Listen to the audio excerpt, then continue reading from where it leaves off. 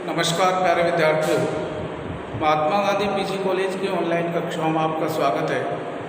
हम पढ़ रहे थे बीए द्वितीय वर्ष के अंतर्गत हिंदी साहित्य और इसमें हमारे पाठ्यक्रम में जो चल रहा था प्रथम प्रश्न पत्र चल रहा था और प्रथम प्रश्न पत्र का नाम जैसा कि आप सब जानते हैं रीतिकालीन काव्य हमारे प्रथम प्रश्न पत्र का नाम है।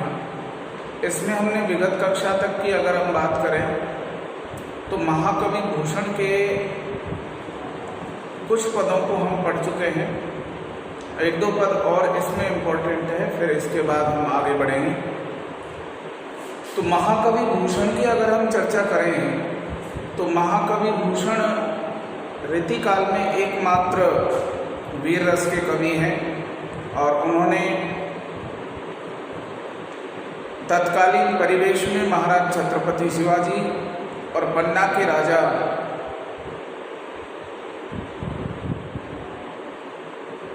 छत्रसाल की वीरता का बहुत सुंदर वर्णन किया है। ये दोनों ही इनके आश्रयदाता रहे, इन्हीं के दरबारों में रह कर के इन्होंने अपनी रचनाओं का सृजन किया।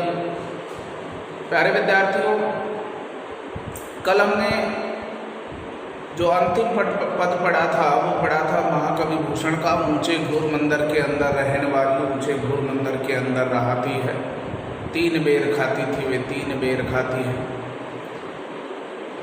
इस पद को पढ़ने के बाद आज हम जो नेक्स्ट पद पढ़ने जा रहे हैं वो भी परीक्षा की दृष्टि से बहुत ही इम्पोर्टेंट पद है।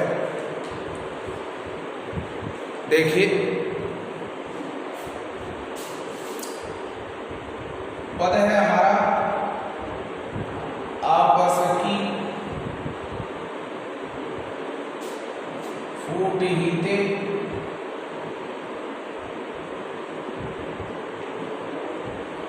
सारे हिंदुवान टूटे,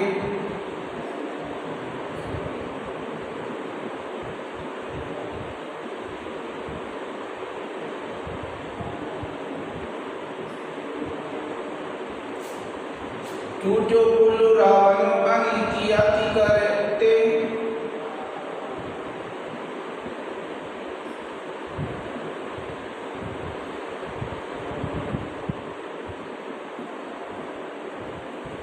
रावण अनीति अति करते,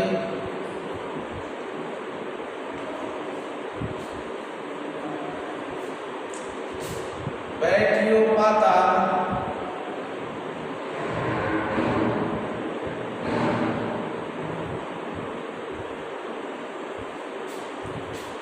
बलि वज्रधर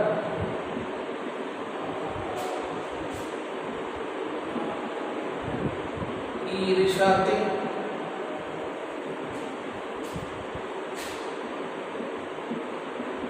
टूटो पुल टूटो हिरण्याक्ष,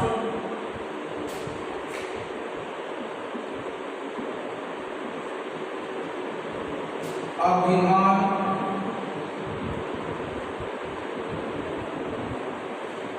चित्त धरते,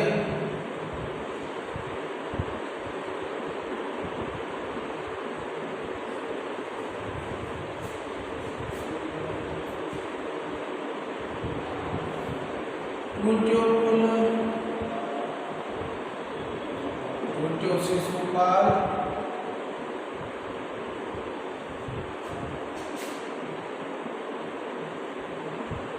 वासुदेव जीसु,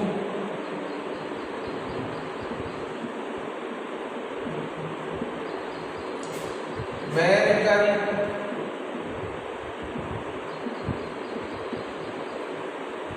टूटो है महिष,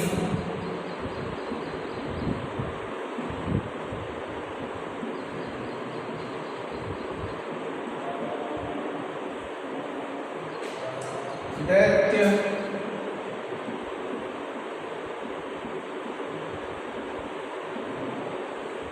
अधर्म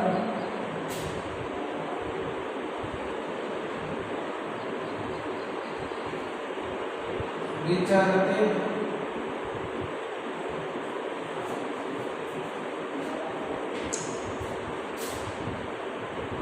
राम कर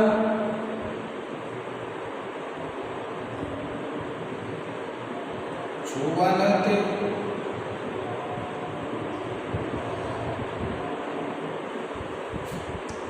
टूटो जो महेश जा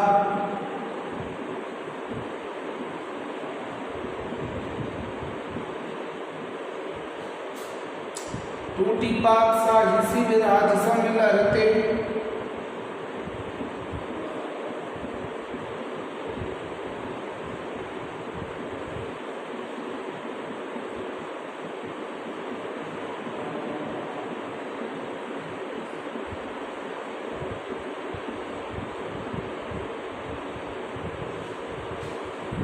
ये हमारा परीक्षा की दृष्टि से एक इम्पोर्टेंट पद है।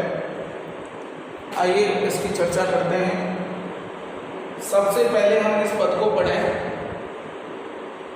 कवित्व छंद है इसमें। आपस की फूट ही ते सारे हिंदुवान टूटे टूटो कुल रावण नीति अति करते बैठियो पताल बलि वज्रधर ईर्षा ते टूटो हिरण्याक्ष अभिमान चित्त धरते टूटो शिशुपाल वासुदेव जी सुबैर करी टूटो है महीष दैत्य अधर्म विचरते राम कर छुवन ते टूटो जो महेश चाप राम कर छुवन ते टूटो जो महेश चाप टूटी पात साही शिव राज संग लरते। सबसे पहले हम इसका संदर्भ देखें। और प्यारे विद्यार्थियों, जब हम इसका संदर्भ लिखेंगे तो संदर्भ में आप सब लोग ध्यान दें।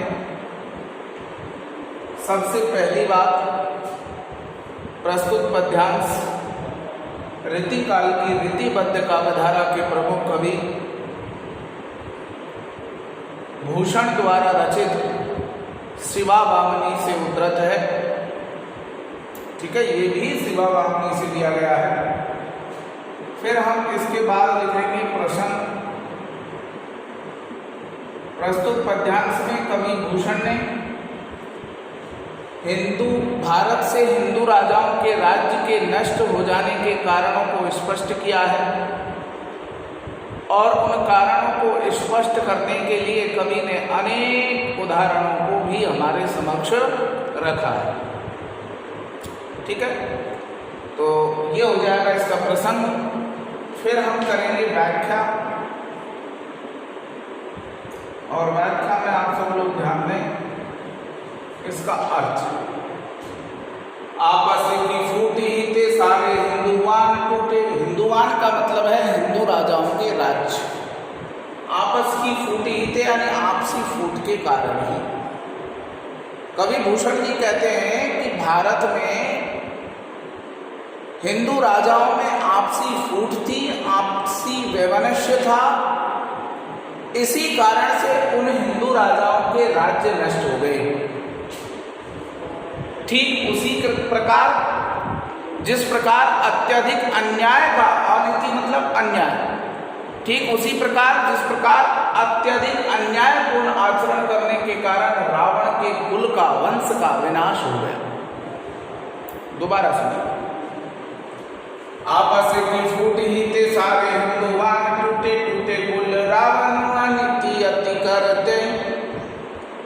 महाकवि भूषण जी वर्णन करते हुए कहते हैं कि भारत से हिंदू राजाओं के राज्य समाप्त हो गए। उसका सबसे बड़ा कारण रहा हिंदू राजाओं में आपसी मतभेद, आपसी फूट, आपसी वैमनस्य की भावना। और इस आपसी वैमनस्य की भावना के कारण ही हिंदू राजाओं के राज्य नष्ट हो गए। ठीक उसी प्रकार जिस प्रकार अत्यधिक अन्यायपूर्ण आचरण करने के कारण रावण के कुल का विनाश हो गया। अब आगे चलते हैं। बैठियो पाताल बलि वज्रधर ईर्षा ते टूटो हिरण्याक्ष अभिमान चित्त धरते। और इस संसार में जिसने भी अन्याय किया है, जिसने भी दुराचार किया है, जिसने भी अधर्म की भावना को धारण किया है, उसका नाश हुआ है। कवि ने उदाहरण दिया है कि पैटियो यानी भेज दिया गया, पताल यानी पाताल में, बलि यानी दैत्यासुर या दैत्यों का राजा बलि को वज्रधर ईर्षा, इंद्र से ईर्षा रखने के कारण, वज्रधर मतलब इंद्र। महाकवि भूषण जी कहते हैं कि इंद्र से ईर्षा रखने के कारण दैत्यों के राजा बलि को पाताल भेजा गया।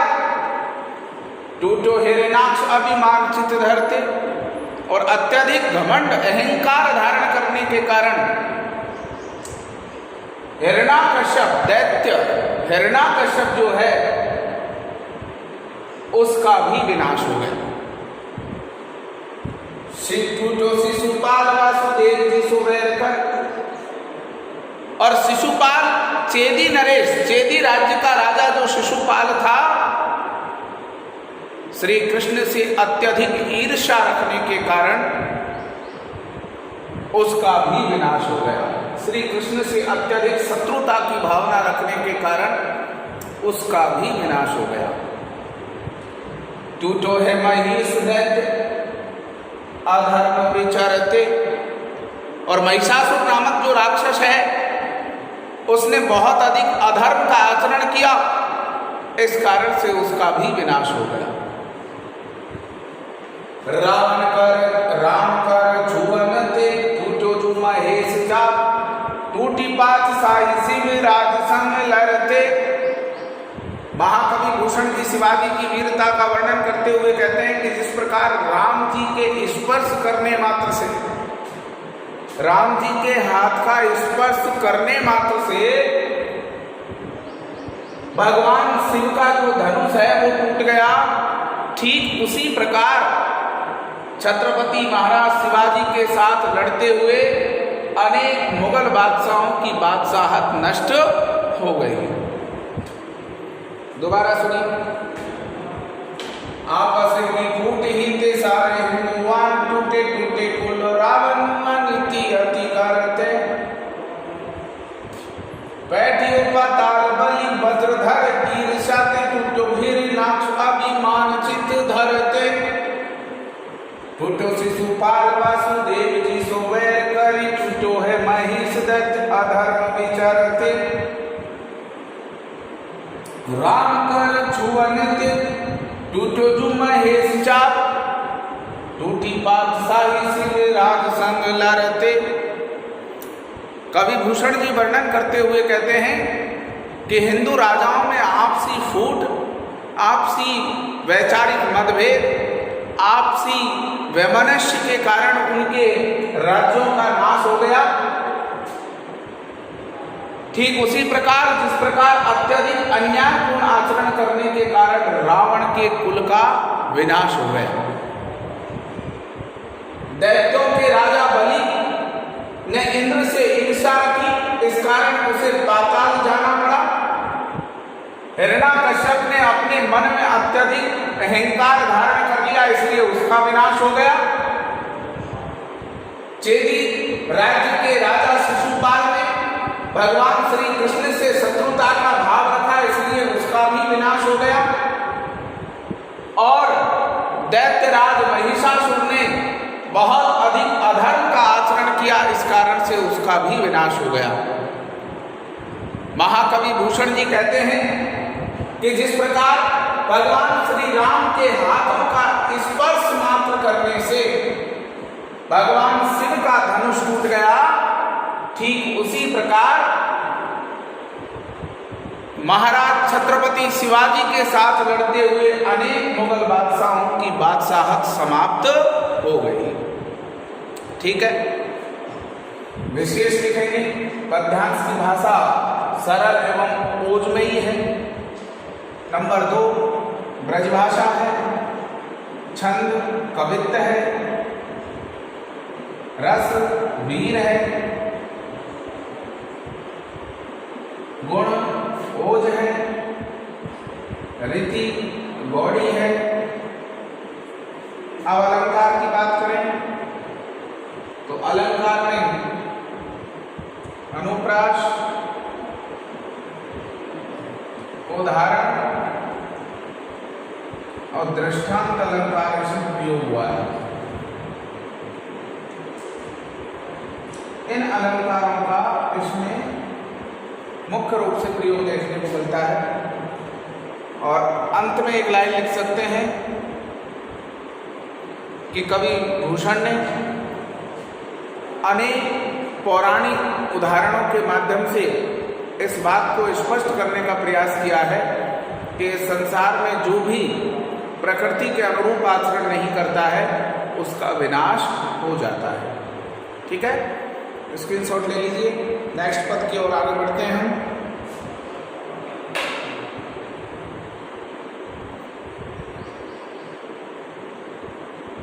इसमें जो नेक्स्ट पद है हमारा उसकी चर्चा करते हैं।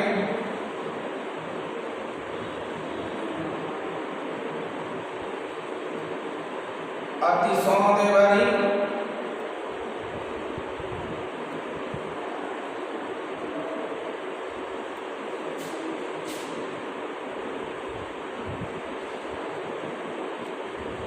सुखमा सुखरी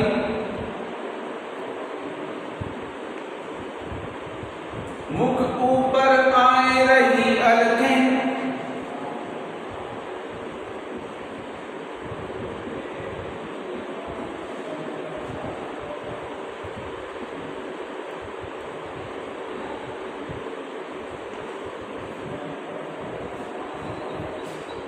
कवि भूषण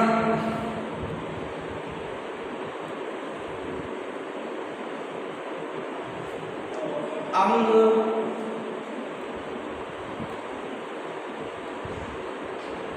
नवीन विराजत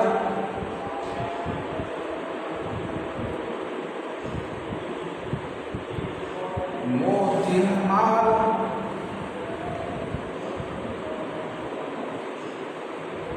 ये झलके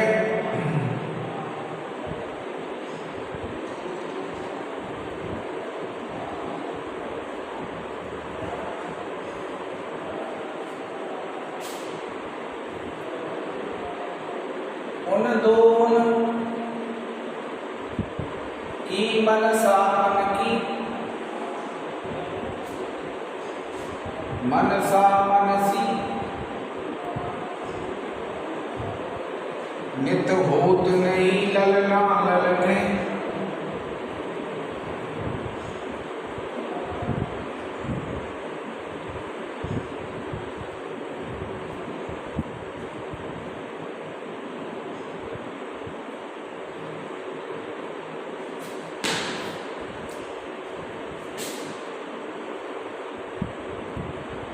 भरी भाजन बार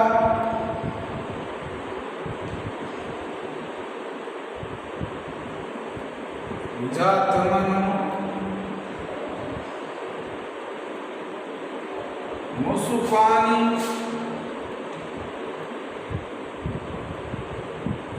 किलो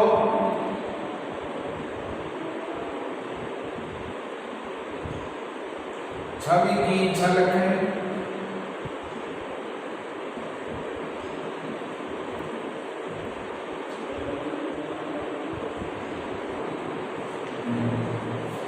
एक पद हमारा इस महाकवि भूषण में से ये इम्पोर्टेंट है, ये हमारा सवैया छंद है, ध्यान रखें आप सब लोग। अति सौंदी भरी कुसुमा सुखरी खर मुख ऊपर आए रही अलके,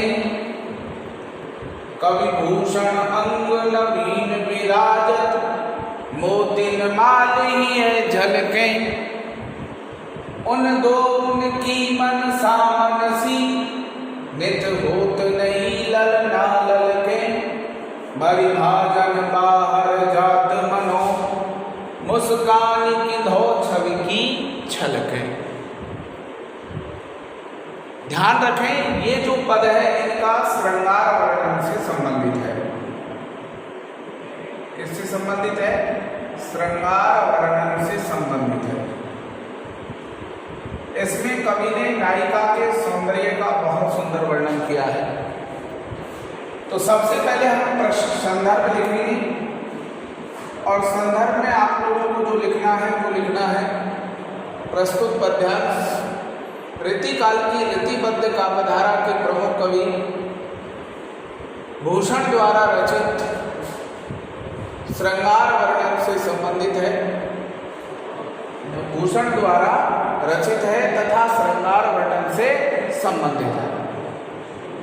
इसके बाद हम प्रसंग लिखेंगे और प्रसंग में प्यारे विद्यार्थियों हमको जो लिखना है वो लिखना है प्रस्तुत पद्यांश में कवि भूषण ने नायिका के सौंदर्य का बहुत ही सुंदर वर्णन प्रस्तुत किया है। ठीक है, और फिर लिखेंगे हम इसकी व्याख्या और व्याख्या में हमको लिखना है इसका अर्थ, वो कैसे लिखना है वो आप देखिए। अति सौंदे भरी का मतलब है सुगंध से भरी हुई, खुशमाशु भरी अर्थात अत्यधिक सुंदरता से भरी हुई, मुख ऊपर आए रही हल्के और उसके मुख के ऊपर बालों की जो लटें हैं वो बिखरी हुई हैं।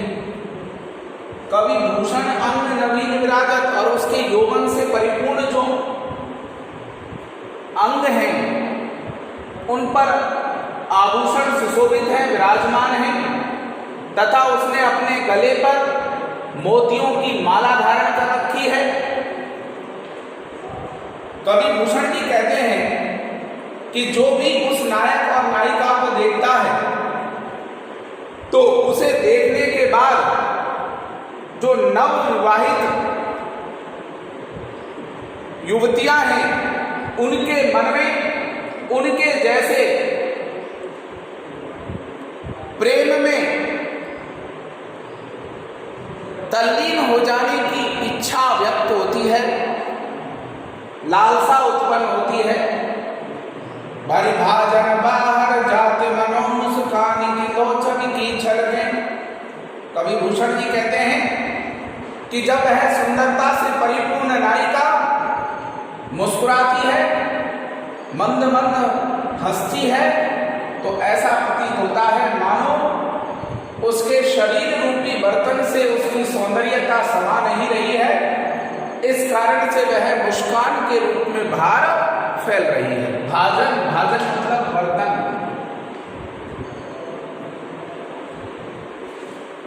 और कीधौ शब्द आया है, कीधौ का शाब्दिक अर्थ है अथवा,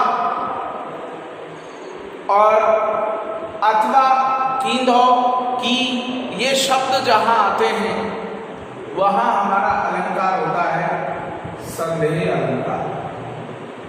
कौन सा अलंकार होता है? संदेह अलंकार। एक बार पुनः सुने। अति सौंदे भरी कुसुमा सुखरी मुख ऊपर आए रही हल्के, कवि भूषण अंग नवीन विराजत मोतिन माली है झलके।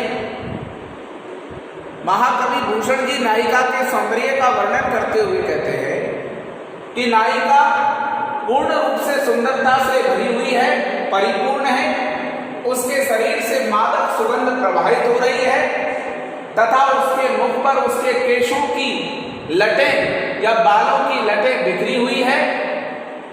उस नायिका के यौवन से परिपूर्ण अंगों पर अनेक प्रकार के आभूषण सुशोभित हो रहे हैं। नायिका ने अपने गले में मोतियों की माला धारण कर रखी है जो बहुत ही सुंदर सुशोभित हो रही है। उस नायिका के सौंदर्यता को जो भी नव विवाहित स्त्रियां देखती हैं उन सबके मन में उस नायिका के समान नायक के प्रेम में तल्लीन हो जाने की इच्छा या लालसा उत्पन्न होती है। भरी बाजन बाहर जात मनो मुस्कान की दो छवि की छलके। और जब वह नायिका मंद मंद मुस्कुराती है तो ऐसा प्रतीत होता है मानो उसके शरीर रूपी बर्तन से बर्तन में सौंदर्यता समाहित नहीं हो पा रही है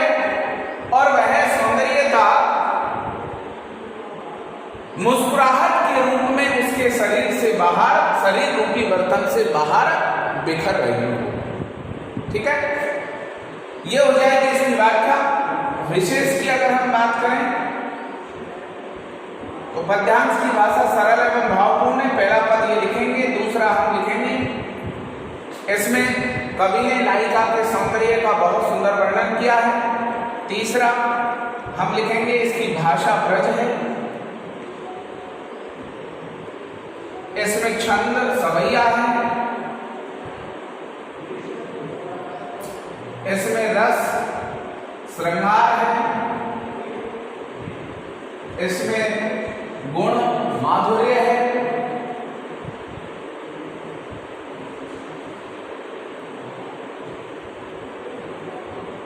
इसमें रीति वैदर्भी है, इसमें अलंकार, अनुप्रास,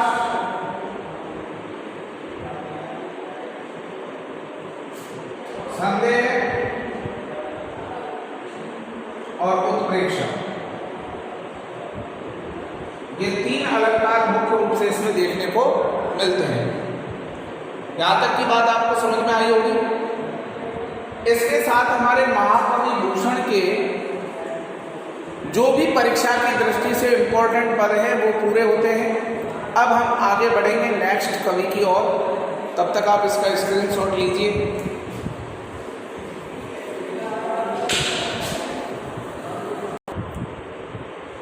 अब हम आगे बात करते हैं। नेक्स्ट जो हमारा कवि है वो है घनानंद।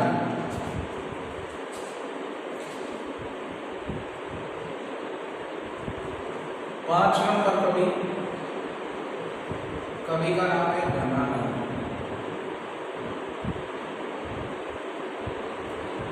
और घनानंद हमारे रीति मुक्त काव्यधारा के कवि हैं।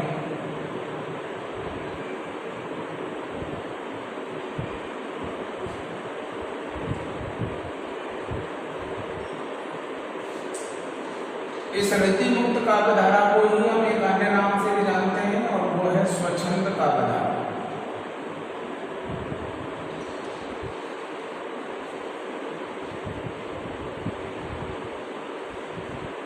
स्वच्छंद काव्यधारा, ठीक है। तो कुल मिलाकर के हिंदी साहित्य के अंतर्गत जो रीतिकाल है उस रीतिकाल में तीन प्रकार के कवि हैं, रीतिबद्ध, रीति सिद्ध और रीति मुक्त। जिसमें से हमने रीतिबद्ध, रीति सिद्ध कवियों के बारे में चर्चा की, उनकी रचनाओं को पढ़ा। आज हम रीति मुक्त काव्यधारा के, इसी का दूसरा नाम है स्वच्छंद काव्यधारा के प्रमुख कवि घनानंद जी के बारे में पढ़ेंगे। और घनानंद जी ने जो रचनाएं रची है उसमें से परीक्षा की दृष्टि से अगर इम्पोर्टेंट की हम बात करें तो सबसे इम्पोर्टेंट पद हमारा ये है, सोए ने सोएबो,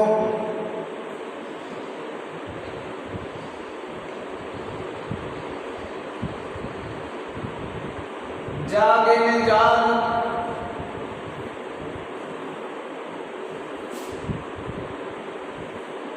अनोखी लागे सो, आँखिन लागी,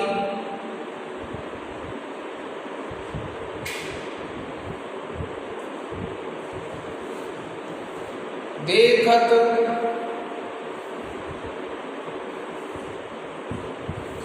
फूल पे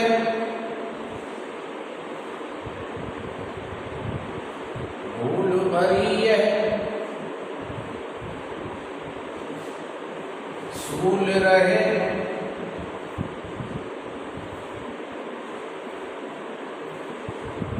नित ही चित पागी,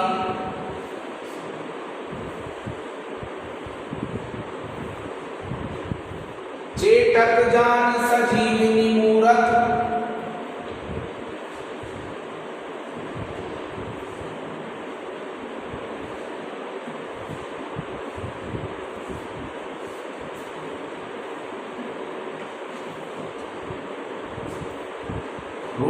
अनूप महारस बागी।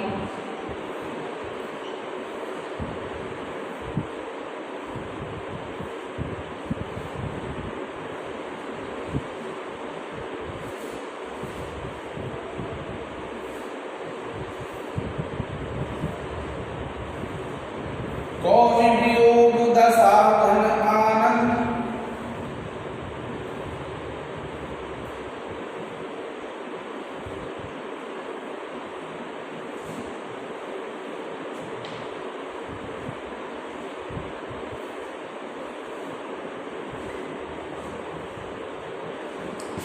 मोहमती संग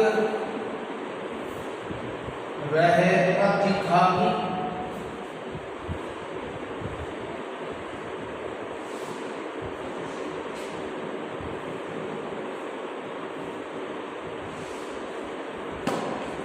सोए ने सोए वो जागे ने जाग, अनोखी लाग सुआखिन लागी। देखत फूल पे भूल परी, यह सूल रहे नित ही चित पागी। जेठक जान सजीविनी मूरत, रूप अनूप महारस बागी। कौन वियोग दशा घन आनंद, मोमति संग रहे अति खागी। सबसे पहले आप ध्यान रखें, ये जो है छंद वो है सवैया छंद। कौन सा छंद है? सवैया छंद है। दूसरी बात आप सब लोग ध्यान रखें, जब हम सहप्रसंग व्याख्या करेंगे तो सबसे पहले हम लिखेंगे इसका संदर्भ,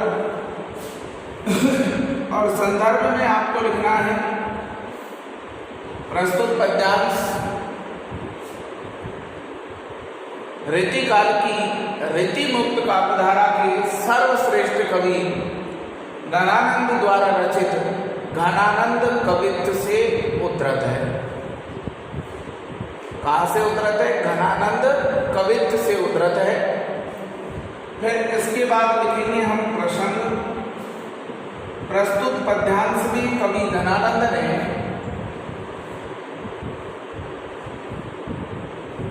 राधा और कृष्ण के माध्यम से अपनी प्रियसी सुजान के विरह में अपनी वेदना को अभिव्यक्त करने का प्रयास किया है। प्रसंग लिख देंगे और फिर प्रसंग के बाद हम बात करेंगे व्याख्या की। किसकी बात करेंगे? व्याख्या की बात करेंगे। व्याख्या में इसका अर्थ लिखना है। सोए में सोए वो, अगर सोना चाहे तो सोना सो नहीं सकते, जागे में जाग, और जागना चाहे तो जाग नहीं सकते। अनोखी है, ऐसी अनोखी, लाग यानी लगन, आँखी यानी आंखों को लागी यानी लग गई है। कवि घनानंद जी वर्णन करते हुए कहते हैं कि प्रियसी सुजान के विरह में, प्रियसी सुजान के प्रेम में मेरी आंखों को एक ऐसी अनोखी लगन लग गई है, यदि मैं सोना चाहूं तो सो नहीं पाता, अगर जागना चाहूं तो जाग नहीं पाता हूं। देखत फूल पे भूल परी, जब तक मैं प्रियसी सुजान को अपनी आंखों के समक्ष देखता हूं तो मुझे अत्यधिक खुशी प्रतीत होती है, अत्यधिक सुख का अनुभव होता है, मेरा हृदय फूला नहीं समाता है। लेकिन अगर भूल से भी वह नायिका, वह प्रियसी मेरी आंखों से ओझल हो जाती है, दूर चली जाती है, तो मेरे हृदय में सूल के समान पीड़ा उत्पन्न होने लग जाती है। चेतक जान सजीविनी मूरत, रूप अनूप महारस आदि। कवि घनानंद जी कहते हैं कि मुझे जीवन प्रदान करने वाली उस सुजान की जादूगर के समान मूरत प्रेम रस से पूरी तरह भरी हुई है, परिपूर्ण है।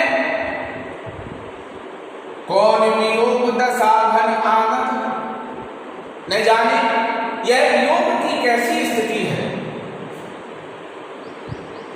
जो मेरे हृदय में प्रेयसी सुजान के बसे रहने के बावजूद भी मुझे अपने जीवन में खाली सा अनुभव होता है, रिक्त सा अनुभव होता है। दोबारा सुनिए। सोए ने सोए जागे ने जाग, अनोखी लाग सुहाखिन लागी, देखत फूल में भूल पर भरी है, सूल रहे निति ही चित पागी। चेटक जान सजीवनी मूरत, रूप अनूप महारस पागी। कौन वियोग दशावरन आनंद मोहति संग रहे अति खागी। कवि गणानंद जी वर्णन करते हुए कहते हैं कि प्रेयसी सुजान के प्रेम में न जाने मेरी आंखों को एक ऐसी प्रेयसी सुजान के प्रेम में मेरी आंखों को एक अनोखी लगन लग गई है, जिसके कारण यदि मैं सोना चाहूं तो सो नहीं पाता, जागना चाहूं तो जाग नहीं पाता। जब तक मैं प्रेयसी सुजान को अपनी आंखों के समक्ष देखता हूं तो मेरा हृदय फूला नहीं समाता, लेकिन भूल से भी यदि वह पल भर के लिए मेरी आंखों से ओझल हो जाती है तो मुझे अत्यधिक वेदना का अनुभव होता है, शूल के समान पीड़ा पहुंचती है। मुझे जीवन प्रदान करने वाली सुंदर छवि जादूगर के भांति अनोखी और प्रेम रस से भरी हुई वह सुजान हमेशा मेरे हृदय में विराजमान रहती है। फिर भी न जाने यह वियोग की कैसी स्थिति है जिसके कारण मुझे अपने जीवन में खाली सा अनुभव होता है। यह आपकी इसकी व्याख्या हो जाएगी। फिर हम विशेष की बात करेंगे। पद्यांश की भाषा सरल एवं भावपूर्ण है, नंबर 1। नंबर 2, इसमें कवि ने प्रेयसी सुजान के विरह में अपने हृदय की वेदना को अभिव्यक्त किया है। नंबर 3, इसमें ब्रज भाषा, सवैया छंद, वियोग श्रृंगार रस, माधुर्य गुण, वैदर्भी रीति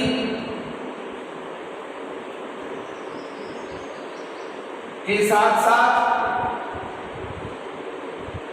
अनुप्रास,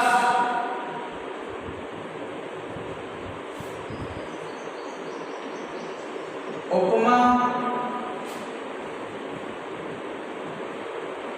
और रूपक अलंकार का सुंदर प्रयोग हुआ है। अलंकार का सुंदर प्रयोग हुआ है। ठीक है, इस तरीके से हम इसकी क्या करते हैं साहब, सह प्रसंग व्याख्या करते हैं। आगे बात समझ। अब हमारा जो है घनानंद में से और भी पद हैं, वो हम नेक्स्ट क्लास में पढ़ेंगे। आज के लिए इतना ही। धन्यवाद। आशा करता हूँ आप सब लोग अपनी पढ़ाई पर ध्यान लगाए हुए होंगे, गुमराह न हो, भ्रमित न हो। अफवाहें बाजार में बहुत उड़ रही हैं, परीक्षाएं नहीं होंगी, वैसे प्रमोट हो जाएंगे। आपकी परीक्षाएं निश्चित रूप से आयोजित होंगी। आप लगातार अध्ययन करते रहें। ठीक है, धन्यवाद।